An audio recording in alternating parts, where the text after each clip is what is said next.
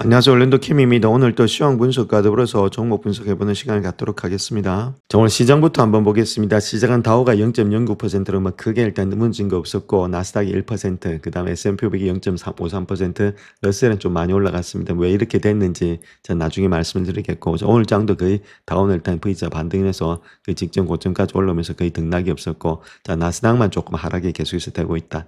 S&P 500도 그렇고, 대신에 러셀은 계속해서 올라가고 있다. 이렇게 보시면 되겠죠. 자, 오늘 입장에서 우리가 하나 봐야 될 것이 좀 지정학적인 리스크가 있다는 겁니다. 덴마크도 내 땅이다, 이란을 침공하겠다, 자, 그런 것들. 자, 두 번째는 다른 것보다는 여러 가지 대법원에서 심리가 늦어지고 있다는 것들, 판결이. 자, 요 두 가지 문제. 자, 그런 것들이 아무래도 좀 불확실성을 좀 가지면서 시장이 왔다 갔다 했던 그런 모양이 되지 않겠는가. 자, 그렇다고 해서 이런 것들은 외부 변수죠. 내부 변수가 아니고 기업의 펀더멘탈을 무너뜨리는 게 아니라는 겁니다. 자, 그렇다면 이런 것들은 단기적으로 끝날 가능성이 많다. 자, 그다음 주가가 빠질 때가 매수 관점이 이제 누차 말씀드리지만은 매도 관점으로 접근하면서 물건을 던질 때가 아니다. 자, 이렇게 말씀을 드립니다. 자, 오늘 맵을 하나 보겠습니다. 맵 자체를 보게 되면 테크놀리지 있죠. 기술주 중심으로 좀 많이 하락을 했습니다. 차익 매물도 나타났고, 그로 인해서 손바뀜이 많이 일어났던 하루였다. 특별히 엔비디아 이런 것들은 중국에서 또 수입을 갖다가 규제하겠다. 자, H200 같은 것들, 자, 그로 인해서 좀 많이 하락하면서 전반적으로 반도체라든지 소프트웨어 이쪽이 좀 안 좋았던 모양이 있었다. 이렇게 말씀을 드렸죠. 이런 중국하고 또 견제도 있고 이런 것들 때문에. 자, 그다음 또 컨슈머 시큐 이렇게 아마존이라든지 메타 이런 것들도 좀 많이 올라갔던 것들이 좀 하락됐다. 견고하게 나타나고 있는 것은 상당히 좋은 것은 구글만 일단 좋은 모양을 펼치고 있다. 저 그렇게 보시면 되겠죠. 전반적으로 조금은 하락세가 있었고, 자, 요거 외에는 다른 종목들은 거의 다가 상승이 되고 있었다는 겁니다. 자, 그다음 금융주 요쪽만 조금 안 좋았고 나머지는 다 좋은 모양이 있었죠. 이것도 실적이 그렇게 나쁜 편은 아니었고 약간씩의 미스가 있었고, 다른 것들은 다 좋았는데 아무래도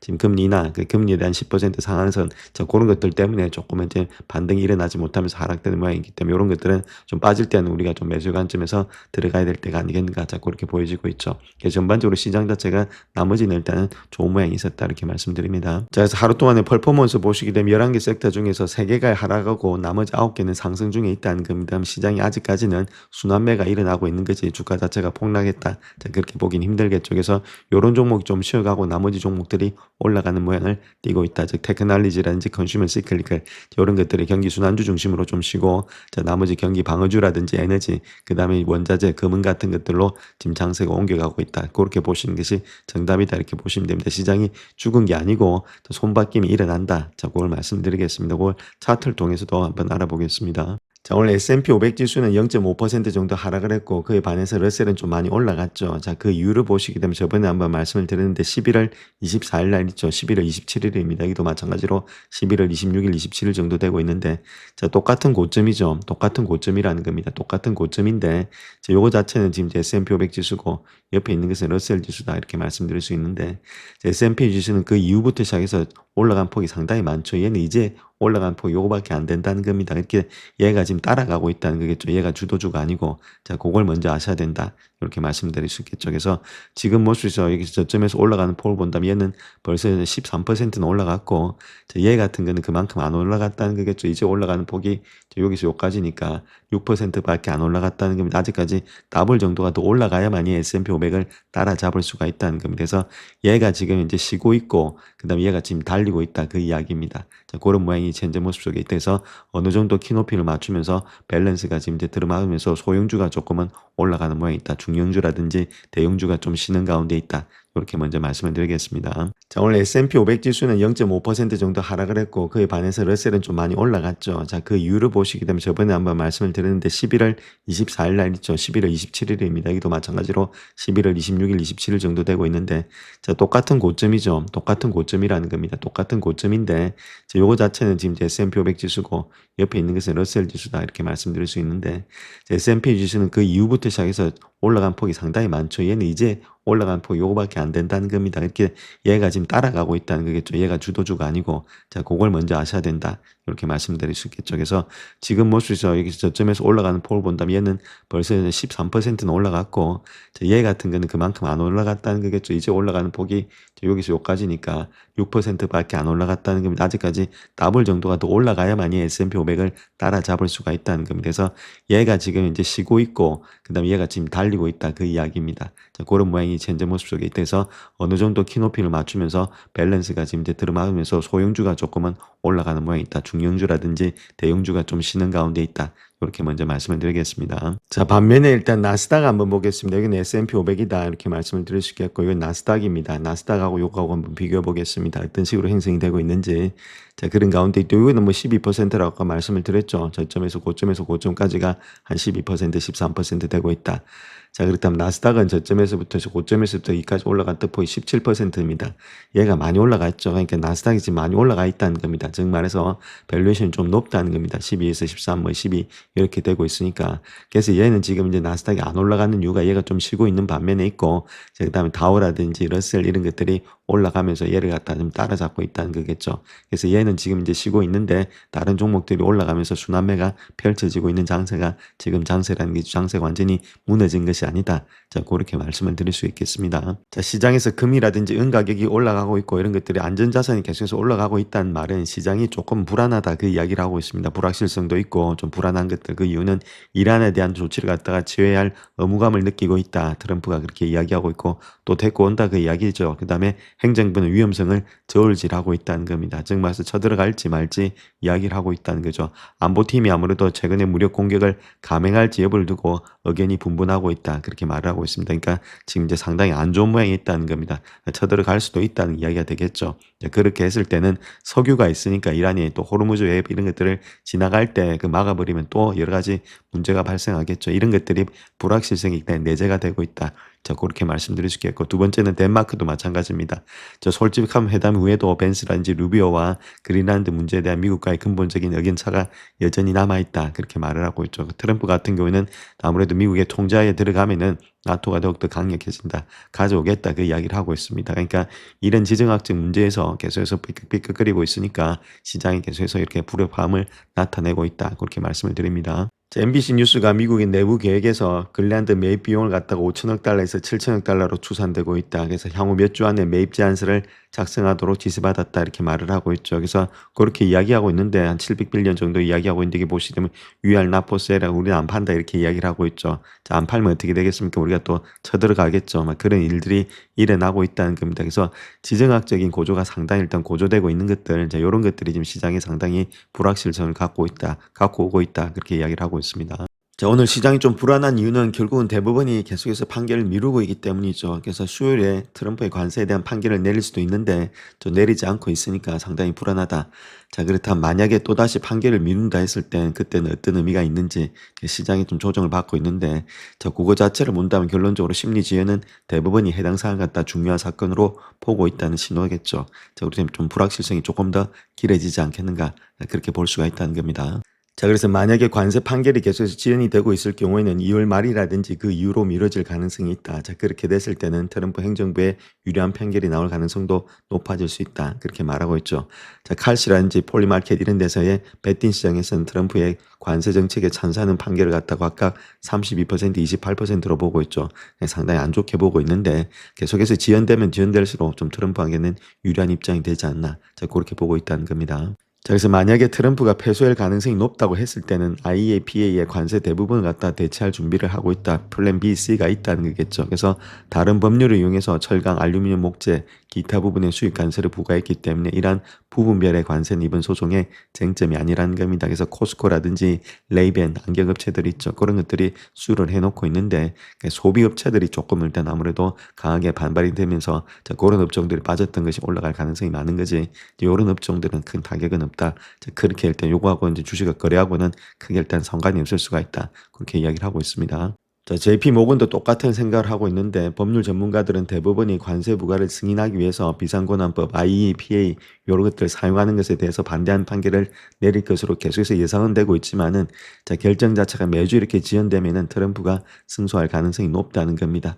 자, 특별히 지금 이제 이렇게 2월까지 심리가 지연될 경우 대법원이 사안을 갖다가 오바마 케어 심의와 같은 중요한 사항으로 지금 간주하고 있을 가능성이 높다. 자, 그렇게 이야기를 하고 있죠. 그래서 대법원이 역사적으로 봤을 때 가장 영향력이 있는 판결을 회기 마지막 날인 6월에 내리는 경향이 있다는 겁니다. 그래서 심의기간을 연장할 수 있게 해준다. 자, 그 이야기를 하고 있고, 그래서 대법원에서는 의료비 부담의 완화법이라든지 관련 두 건의 판결이 모두 6월에 나왔다는 점에 주목한다. 자, 그렇다면 이때는 자, 성소할 가능성이 높다. 자, 그 이야기를 하고 있습니다. 자, 그렇다면 이번 판결이 시장에 어떤 영향을 미칠 것이냐. 자, 그것이 문제가 되고 있는데, 이제 가장 중요한 것은 불확실성이라는 거죠. 그래서 빨리 나오면 되는데, 이게 빨리 안 나오면 좀 불확실성이 좀 많이 커진다는 거고. 자, 트럼프에게 불리한 판결을 낼 경우에는 관세 환급의 가능성에 대해서 어떤 입장을 취할지, 자, 그것이 문제라는 거죠. 그때는 채권 시장이 아주 요동을 칠 거다. 그 이야기를 하고 있습니다. 그 이유는 S&P 500의 신용평가기관 S&P가 관세 수입의 증가를 이유로 미국의 신용 등급을 안정적인 전망으로 유지한 점을 고려하고 있다는 거겠죠. 관세 수입이 되니까 부채가 어느 정도는 일단 마크가 된다. 자, 그것 때문에 S&P 500에서 신용 등급을 좀 좋게 줬는데 이런 것들이 약간의 요동칠 경우에는 채권 시장이 좀 불안전해질 수 있다. 자, 그 이야기를 하고 있습니다. 자, 그래서 결론적으로 봤을 때 지금 관세 부과를 갖다 위헌으로 판결했다 했을 때는 수입업체에 대해서는 대규모 환급을 요구하는 시나리오, 환급이 필요하지 않는 시나리오 두 가지가 있을 건데 아무래도 대규모 환급을 요구하는 시나리오로 인해서 소매업체라든지 이런 것들은 주가가 상승할 여력이 있겠죠. 자, 그런 데다 뭐 투자하시면 된다는 거겠고 중요한 것은 그렇게 뭐 주가가 빠진다면 그는 외부 변수기 때문에 이거 자체가 완전히 주가를 갖다가 끌어내린다 그렇게 보지는 않고 있죠. 자, 그런 가운데 있기 때문에 좀 많이 하락했을 때는 우리가 좀 담아갈 때지 털고 나올 때는 아니다 이렇게 말씀드립니다.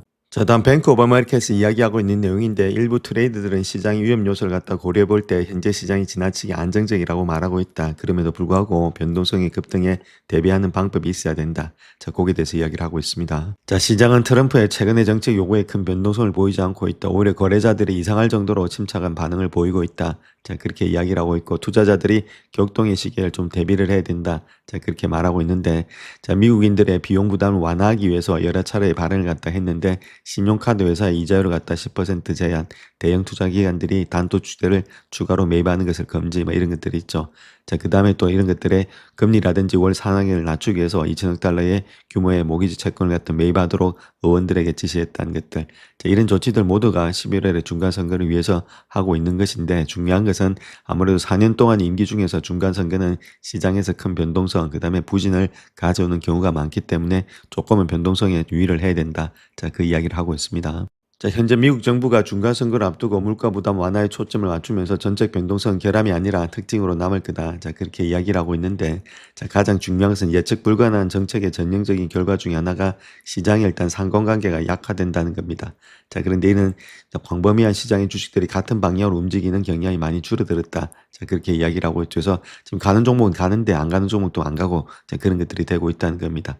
역사적인 추세를 보게 되면 현재 한 자리 숫자인 상관관계 자체가 계속해서 지속으로 불가능하다. 그렇게 이야기를 하고 있죠. 그래서 시장의 상관관계가 증가할 것으로 예상이 되고 있다. 자, 그렇게 이야기를 하고 있습니다. 그래서 가는 종목은 안 가고 안 가는 종목은 안 가는데 아무래도 좀 조정이 있지 않겠는가 그 이야기를 하고 있습니다. 지금 안 가는 쪽으로 그 이야기를 하고 있고 자, 그로 인해서 좀 위험 회피 전략이 필요하다. 그렇게 이야기를 하고 있죠. 특별히 빅스 지수가 15에서 16 부근에서 한선을 갖다가 형성할 것으로 예상이 되고 있다. 그렇게 말을 하고 있습니다. 그래서 뭐 큰 폭으로 빅스가 올라가는 건 아닌데 자, 그렇다 하더라도 변동성이 상당히 심해지게 될 것이다. 그렇게 이야기를 하고 있습니다. 자, 그래서 결론적으로 봤을 때 정책의 불확실성이 상당히 커진다는 겁니다. 지금 모습 속에서. 그래서 금과 은 가격의 급격한 상승으로 이어지기 때문에 투자자들이 금과 은에 콜옵션을 좀 투자해야 되는 거 아니냐. 자, 그 이야기를 하고 있습니다.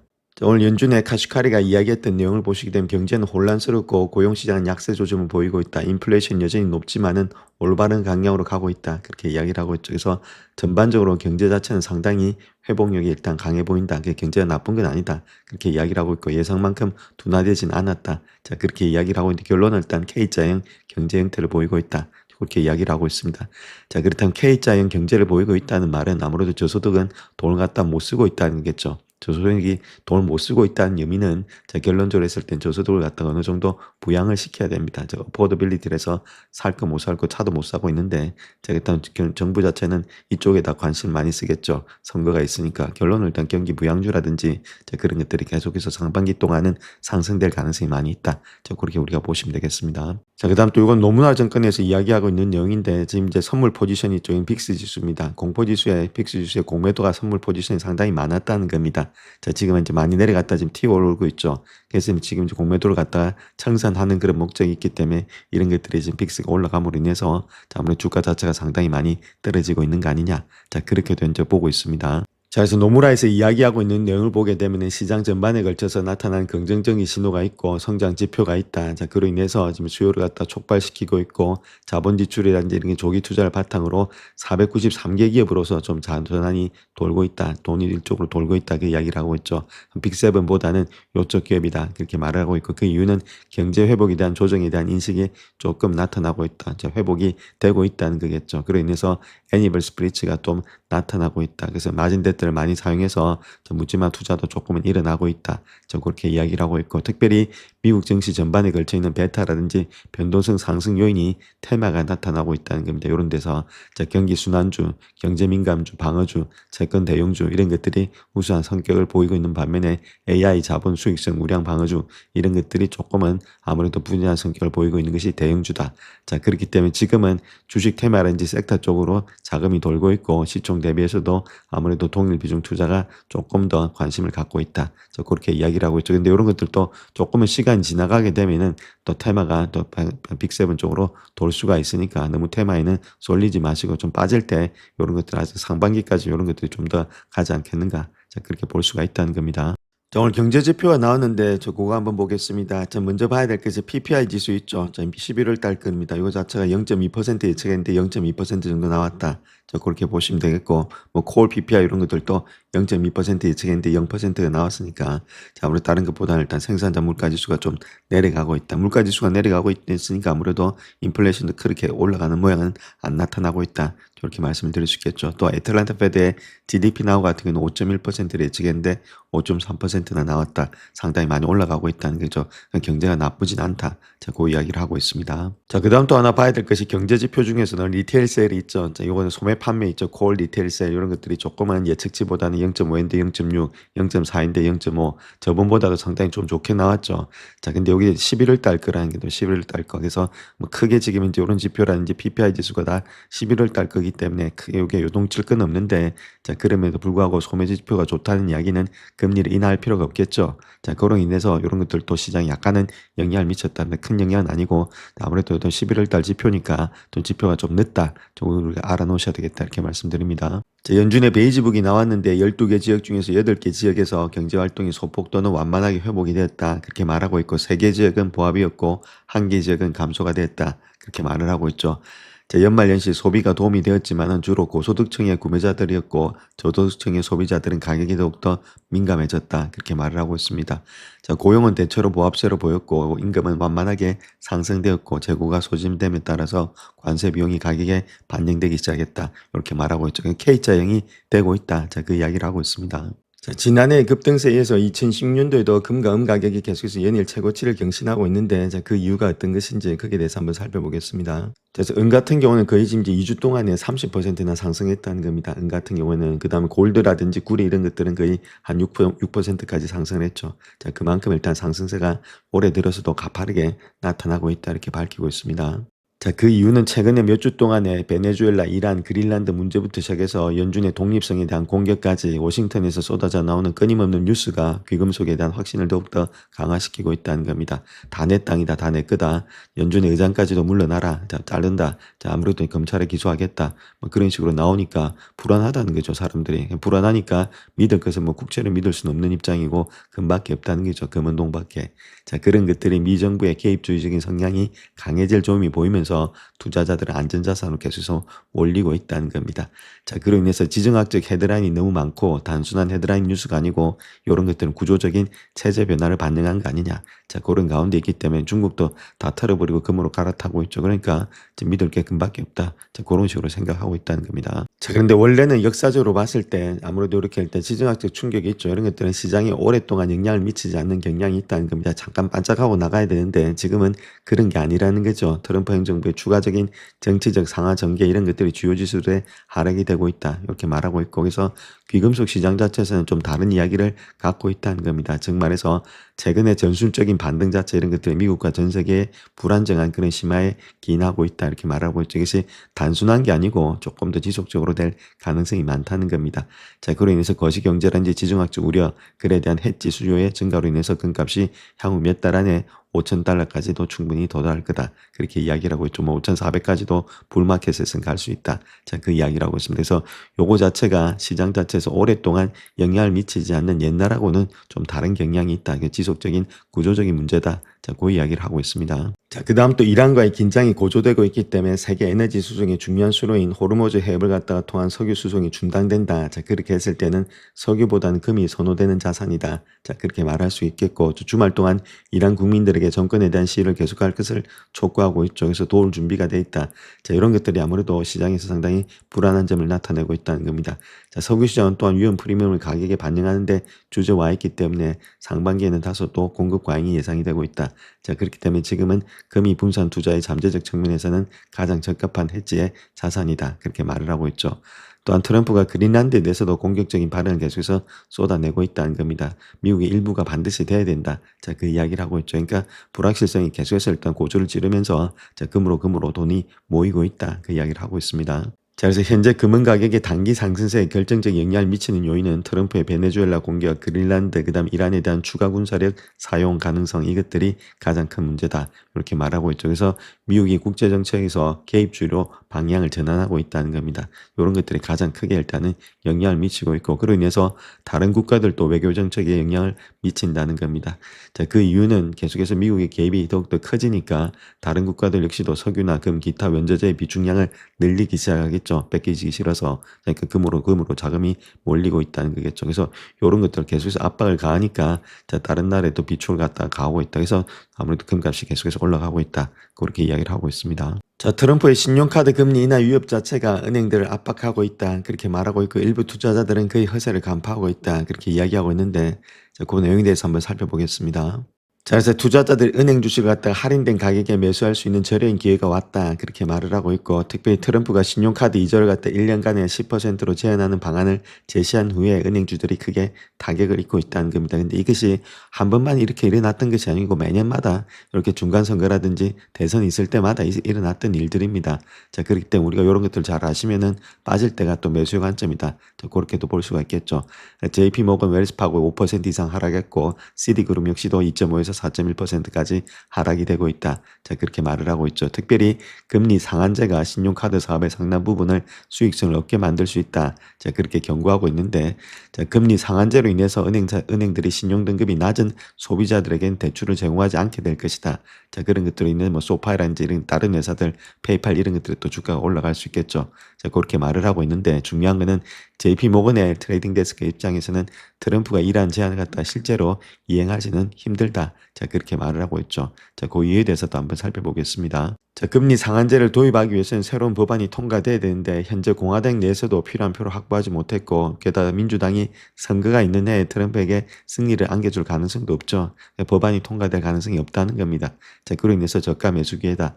자, 이렇게 하는 이유는 립서비스라는 겁니다. 내가 이런 거 해줄게, 이런 거 해줄게, 그러니까 내한테 표 찍으라 이렇게 말을 하는 거죠. 실제적으로 된 건 하나도 없다. 자, 그렇게 말씀드립니다. 자, 그래서 선수들의 입장을 보게 되면은 웰스파고 같은 경우에 있어서는 험난한 정치적 싸움이지 이것이 지금 실질적인 싸움은 아니다. 그렇게 이야기를 하고 있고 모건 스탠리 같은 경우에 있어서는 매출에 미치는 영향이 충분히 제한적이다. 그렇게 이야기를 하고 있죠. 시디은행은 자, 과거를 보게 되면은 자, 그때의 매도세에 매수하는 것 자체가 투자자들에게 유리했던 것으로 나타나고 있다. 자, 그렇기 때문에 지금이 매수 관점이다.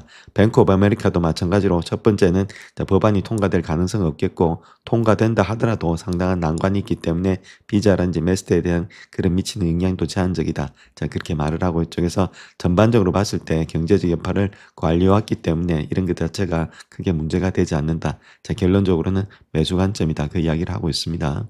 자, 다음 골드만삭스는 이러한 주식들이 AI 생산성 향상으로 인해서 가장 큰 수혜를 입을 수 있다. 그렇게 말하고 있는데 그 내용에 대해서 한번 살펴보겠습니다. 자, 그래서 골드만삭스 같은 경우는 AI 지출이 전년 대비 둔화되는 반면에 기업의 AI 도입 자체는 증가할 것으로 예상이 되고 있다. 그래서 미국의 주요 기술주들 사이에서도 투자 순환이 발생되기 때문에 지수의 양방향 위험이 초래될 수 있다. 그렇게 말을 하고 있고 그래서 러셀 1000지수 구성 종목을 분석했고 2분기라든지 3분기 실적 발표에서 생산성이라든지 효율성 측면에서 AI를 언급하지 않은 기업들은 제외했다. 그렇게 말을 하고 있죠. 자, 그런 가운데 있기 때문에 지금부터는 다른 것보다는 AI 도입의 증가 이런 것들이 필요한 기업들이다. 그 이야기를 하고 있습니다. 자, 그 회사들을 한번 볼 것 같으면은 뱅크 오브 아메리카 있죠. 자, 뱅크 오브 아메리카는 지금 인건비 자체가 한 25% 정도 들어갑니다. 자, 그런데 거기서도 AI 자동화에 대해서 노출되는 인건비 이런 것들은 39% 정도 되고 있으니까 인건비가 이 정도 들어가고 있음에도 불구하고 AI를 통해서 많이 일단 전략이 된다 그 이야기를 하고 있죠. 자, 그런 것들이 에버코어도 있고 HR 블락도 있고 어펌, 자, 그다음 레코비라든지 윌리스 타워, 그다음 이팸이라든지 부츠 알렌, 그다음 진로, 그다음에 페가 시스템 이런 종목들이 있습니다. 그래서 이런 종목들은 계속해서 AI를 통해서 자기들 나름대로의 지금 노동비를 갖다 많이 전략하고 있다. 자, 그렇게 이야기를 하고 있습니다. 그래서 이런 종목들을 좀 눈여겨봐야 되지 않나 그렇게 보여집니다. 자, 이팸 같은 경우는 소프트웨어 엔지니어링 서비스 회사인데 11월 초에 연간 매출이라든지 수익 전망치를 갖다 상향 조정한 이후에 엄청난 상승세를 보이고 있다. 그렇게 이야기를 하고 있고 AI라든지 AI 기반 혁신, 인재라든지 파트너십에 투자함으로 인해서 핵심 엔지니어링의 유산을 기반으로 자체적인 변혁을 가속화하고 있다. 그래서 미래의 AI 기반의 기업 세계를 선도할 수 있는 전략적인 입지를 강화하고 있다. 자, 그렇게 현재로서 이야기를 하고 있습니다. 자, 마찬가지로 어펌 요 회사도 성금의 후결제인 회사인데 AI를 통한 생산성 향상으로 해서 혜택을 보이고 있다. 그렇게 말하고 있고 특별히 AI를 활용해서 가맹적인 매출을 극대화하고 있다는 겁니다.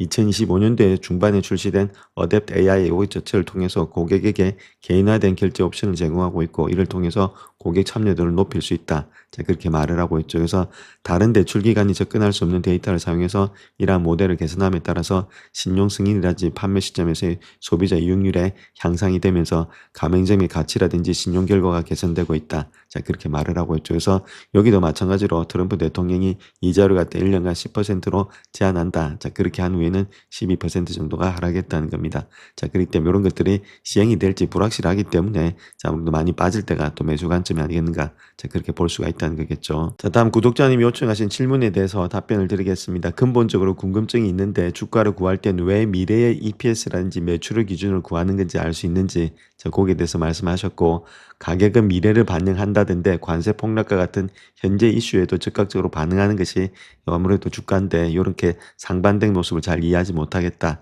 자, 그렇게 말씀하고 계시죠. 주가가 지금 현재 모습 뉴스에 따라서 왔다 갔다 하죠. 뉴스에 따라서. 자, 그다음 또 미래 실적에 따라서도 주가가 왔다 갔다 하죠. 자, 요런 게 두 가지가 있는데 두 가지 측면이 있다는 겁니다. 즉 말해서 단기적으로 시장에 반응하는 게 있고 장기적으로 봐서 시장에 반응하는 두 가지가 있다는 겁니다. 우리가 그래서 예를 들어서 파월 의장이 나와서 연설을 할 때 있죠. 그래서 FOMC 뭐 결정하고 금리 결정 후에 자, 메이크 디시전 한 후에 나와서 이야기하는 내용이 있습니다. 그 발언에 따라서 주가가 많이 왔다 갔다 합니다. 자, 왔다 갔다 할 때 그 단기 트레이드 하는 애들 있죠. 자, 그런 사람들 귀에다 꽂고도 하고 있고 그 내용을 자세히 일단 좀 관찰한다는 겁니다. 잘 듣는다는 이야기겠죠. 잘 듣는다는 이야기는 그 사람이 지금 이제 어떻게 미래를 갖다 관찰할지 알 수가 없다는 겁니다. 그래서 채권이라든지 이런 게 딜러들 그때 그 당시 때는 1분 봉 아니면 30초 분 아니면 뭐 15초, 5초 자, 그런 것들 다 따지고서 한다는 이야기입니다. 즉 단기 트레이드 할 때는 단기적인 뉴스, 단기적인 미래가 요것도 미래가 단기라는 이야기입니다. 장기가 아니고 그래서 5초 후에 어떻게 될지, 10초 후에 어떻게 될지, 15초 후에 어떻게 될지 자, 그렇게 단기적으로 봤을 때가 있고 그거에 따라서 주가가 왔다 갔다 하는 거고 이런 걸 맞추기가 쉽지가 않다는 거죠. 오늘 갑자기 일단 이제 트럼프가 공격을 했다. 베네수엘라를 오늘 아침에 이런 걸 맞추기가 힘들겠죠. 이런 걸 맞추기 힘들 때는 아무래도 우리가 미래를 맞추기 힘들 때 여기에다가 관찰해서 우리가 트레이딩 하는 것보다는 좀 미래 매출을 기준으로 해서 구하게 되면은 조금 더 일단 우리가 관찰할 수 있는 것들이 늘어날 수가 있다는 겁니다. 미래 예측지도 물론 이거 역시도 미래니까 다른 것보다는 뭐 EPS라든지 매출의 증가율을 갖다 정확하게 알 수는 없습니다. 자, 그럼에도 불구하고 단기적으로 맞추는 것보다는 훨씬 더 맞추기가 쉽다는 겁니다. 미래를 좀 보는 것 자체는. 왜냐면은 기업의 이익이 계속해서 이렇게 늘어나는 가능성이 있기 때문에 그런 것들은 기업의 이익을 갖다 보는 거고 이런 것들은 단기 트레이딩 자체는 시장에 지금 이제 뉴스 이런 것들 왔다 갔다 하는 것들을 가지고 맞춰야 되기 때문에 훨씬 더 어렵다는 거죠. 단기 트레이딩 그만큼 힘들다는 겁니다. 그래서 이렇게 우리가 주가를 구할 때는 좀 미래를 보고 구하는 것이 훨씬 더 일단은 바람직하고 장기 투자하는 것이 바람직하다. 그래서 미래도 반영하고 현재도 반영하는데 현재도 따지고 들어가 보면은 결론적으로는 약간의 미래다. 그러니까 5분 후, 10분 후, 15분 후, 30분 후 그 후다 이렇게 말씀드릴 수 있겠죠. 결론은 미래에 대해서 장이 움직이고 있다. 그렇게 보시면 되고 그렇게 잔파동도 있고 긴 파동도 있다는 겁니다. 그래서 긴 파동 쪽에 집중하자. 자, 그 이야기를 말씀드리겠습니다. 자, 두 번째 질문하신 분에 대해서 말씀을 드리겠습니다. 두 번째 분은 한국에서 원화를 보유하고 계시고 국내 증시가 엄청나게 화랑이다. 자, 그래서 지금 보유 원화라든지 국내 증시에 투자하는 입장에서 민생 경제는 어려운데 증시만 달리고 있다. 특별히 수출 기업들 이런 것들 지수 많이 끌어올리는 것 같다. 기업의 실적이 나온 거 SK 하이닉스하고 삼성전자겠죠. 그래서 거시적으로나 상황적으로나 국내 증시가 어떤 방향으로 흘러갈지 어떤 생각을 가지고 있는지 자 거기에 대해서 좀 설명을 해달라 그렇게 말씀하고 계시죠. 자 거기에 대해서 자 말씀을 드리겠습니다. 자, 그래서 제 영상을 보시면 2개월 전입니다. 이건 2개월 전에 삼성전자, SK 하이닉스, 마이크론 이렇게 해가지고 과연 더 달릴 수 있느냐, 자, 더 달린다, 고점이다 이렇게 해가지고 계속해서 달릴 수 있다 이렇게 말씀을 드렸죠. 자, 그런 가운데 있었고 삼성전자, SK 하이닉스가 아직까지도 달리고 있는 모양이 있습니다. 그래서 HBM 이런 것들 결론을 일단 지금 이제 GPU를 떠나서 이제는 또 저장으로 달려가고 있죠. 그래서 샌디스크라든지 이런 것들이 주가가 상승되고 있다. 그래서 삼성전자 같은 경우는 작년에도 5만 원대부터 이야기를 했습니다. 자, 그런 가운데 있기 때문에 아직까지도 물론 상승의 추세는 계속해서 되지 않겠는가. 자, 그렇게 보여주고 있습니다. 그 이유는 이제 매출과 이익이 계속해서 증가될 수 있기 때문이다. 그렇게 보시면 되겠죠. 물론 여러 가지 정치 상황도 있고 여러 가지 모습이 다른 것도 있습니다. 그럼에도 불구하고 우리가 집중해야 될 것은 다른 것보다는 가장 중요한 것이 기업의 이익과 매출에다 집중하자 이렇게 보시면 되겠죠. 자, 그런 것들에 집중하시고 그래서 분익부 비익빈 현상이 나타나고 있죠. 가는 종목은 가고 안 가는 종목은 안 가는 모양이 있습니다. 그래서 웬만하면은 계속해서 기업의 이익이 늘어나는지 실적이 늘어나는지 관심을 두자 이렇게 말씀을 드리겠습니다. 그 다음에 달러 같은 게 있는데 달러와 원화 자산이 있다면은 아무래도 조금 일부는 달러 자산으로 약간은 바꿔놓는 것이 좋지 않겠는가. 원화도 물론 지금 이제 나쁜 건 아닌데 자 그렇다 하더라도 미래를 좀 보시게 되면은 자 아무래도 뭐 10년이라든지 20년 후에 보게 되면 사람들이 애를 안 놓죠. 자 그렇다면 당연히 국가 경쟁력은 떨어질 수밖에 없습니다. 자 환이라는 게 결론은 일단 국가 대 국가 간의 관계이기 때문에 아무래도 달러 대비해서 원화 가치가 많이 하락할 가능성이 있기 때문에 그런 것들은 일부는 계속해서 달러로 조금씩은 환전 그 다음에 일단 금으로도 약간은 바꿔놓는 게 좋지 않나 자 그렇게 현재 모습 속에서는 보여지고 있습니다. 자 다음 질문 보시게 되면 EOSE 분석을 부탁드립니다 이렇게 했는데 자 거기에 대해서 말씀드리겠습니다. 그래서 이 종목 한번 보겠습니다. 그건 에오스 에너지다 이렇게 보시면 되겠고 요거 자체는 일단 아직까지 적자 기업입니다. EPS가 마이너스인 적자 기업이다 이렇게 보시면 되고 숏 인트레스트도 많이 들어와 있습니다. 25%나 들어와 있다. 자 마켓은 지금 현재 5빌리언 정도 되고 있다.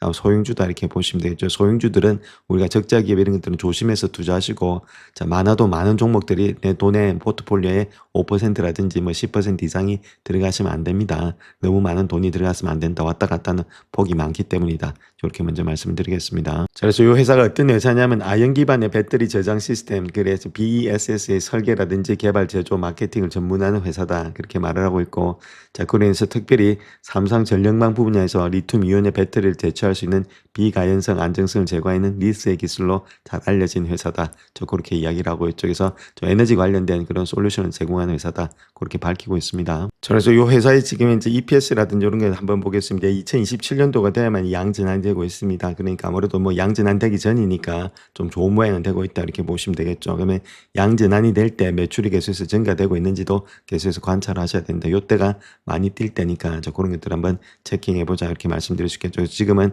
매출과 이익이 많이 증가되고 있는지를 계속해서 관찰할 때다. 그래서 2016년도가 보면은 215% 정도 상승되고 있죠. 그래서 요번에 상당히 일단 주가 폭이 좀 올라가지 않겠는가 그렇게 보여지고 있고 2017년도가 95%까지 뛴다는 거겠죠. 이런 것들이 계속해서 되고 있는지는 관찰해 보셔야 된다. 이렇게 말씀을 드리겠습니다. 자, 일단 적정 주가를 한번 구해봐야 되는데 이 회사 자체는 아직까지는 지금 EPS가 양전환이 안 됐죠. 마이너스니까 우리가 매출을 가지고 일단 구해봐야 된다는 겁니다. 2027년도에 자, 그 매출을 가지고 우리가 구해보겠고 자, 그렇다면 밸류에이션이 얼마만큼 되는지도 봐야 되겠죠. 그래서 밸류에이션을 본다면은 PS 레이쇼 폴드 기준으로 봤을 때는 1.92배 정도 되고 있죠. 섹터 평균이. 그렇다면 1.92배를 곱해주면 되겠죠. 그래서 1.92배를 곱하기 지금 이제 매출을 해주면 되니까 924밀리언입니다. 그래서 그걸 해보겠습니다. 1.92에다가 곱하기를 해야 되겠죠. 그래서 곱하기 해서 924밀리언. 자, 924밀리언 2.12니까 요걸 해주게 되면은 요 정도가 나옵니다. 그래서 여기서 192밀리언이 지금 이제 나와 있는 주식수니까 자, 그걸 나눠주면 되겠죠. 자, 그렇게 했을 때는 9.2달러 정도가 되고 있다는 겁니다. 그래서 요 가격대가 지금 현재 적정 주가다. 그렇게 보시면 되겠죠. 그래서 지금이 9.92니까 정확하게 적정 주가 정도 되고 있다는 이야기입니다. 물론 앞으로 더 많이 성장이 될 수가 있습니다. 요건 어디까지나 2027년도 거를 가지고 한 거고 2028년도 9년도 되면 가져갈수록 더 많이 늘어날 수가 있겠죠. 지금 현재로서 주가는 그렇다는 거겠죠. 그렇다면 주가 뭐 빠질 때 들어가신다든지 그렇게 해야 되겠고 이런 것도 일단 주봉상에서 한번 보겠습니다. 일단 단기 고점에 와 있죠. 직전 고점에 와 있으니까 이걸 갖다가 강하게 돌파하기 위해서는 이번에 실적 발표라든지 그럴 때 우리가 한번 봐야 된다는 겁니다. 아직까지 공매도도 많고 이러기 때문에 이번 실적 발표 때 실적이 제대로 나오는지를 체킹하시자 이렇게 보시면 되죠. 일단은 좀 많이 올라왔고 지금 이걸 갖다가 돌파하면서 올라가야 되는데 그렇게 하기 위해서는 하나의 트리거가 있어야 된다 이렇게 말씀드릴 수 있겠죠. 일단 추세는 상승 중에 있으니까 나쁘진 않는데 공매도가 좀 많이 들어왔다는 사실, 매출과 이익이 계속해서 증가될 수 있는지 그런 것들을 계속해서 체킹하시면서 보자 이렇게 말씀드리겠습니다. 영상을 끝까지 시청해 주셔서 감사합니다. 영상이 도움이 되셨다면 구독과 좋아요 부탁드립니다. 감사합니다.